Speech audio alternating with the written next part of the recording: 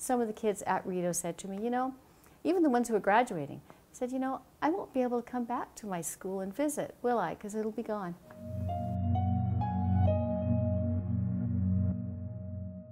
Well, one of my most memorable stories this year was a sad story, but it had a bittersweet, kind of happy ending. It was about the closure of a high school, which is always a sad event in any community. Rideau High School in the east end of the city. There were months of very emotional public meetings about whether this school should close. It's less than half empty. Some people strongly felt that it was a valuable school and a small school was good for the kids in the neighborhood. Others said those kids were being robbed of a chance for you know, more programs and a richer experience that kids in larger high schools have. So in the end, the school board voted to close the school. People were crying. It was very emotional. But then after that happened, towards the end of the school year, when it came to be prom time, one of the parents at the school realized that those kids, who would be the last graduating class of Rideau High School, had no plans for prom.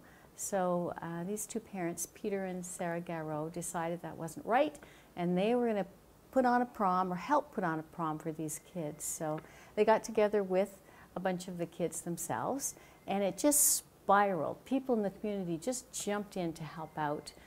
There were donations of everything, food, decorations. There was a pop-up prom dress and suit shop set up in the school, so the kids that couldn't afford to buy a fancy outfit could go and pick one up. And the kids themselves were just wonderful. I mean, they were like kids everywhere. They were excited, happy, a little bit scared about leaving high school and going out into the big world. They were just a joy to speak to. And as one of them, I remember a little, it wasn't that little, a guy named Mason. He had this adorable bow tie and little running shoes, and he said, you know, people think that Rideau High School is a bad school because it's in a bad neighborhood, but we're just like any other kids. We're just trying to get by, trying to graduate. It's been quite a while since a school was closed in Ottawa. It's been a number of years off. There's always, almost always a lot of community opposition to closing a school. So it doesn't matter if it's a high school or a grade school. People who go to the school, for them it's full of memories.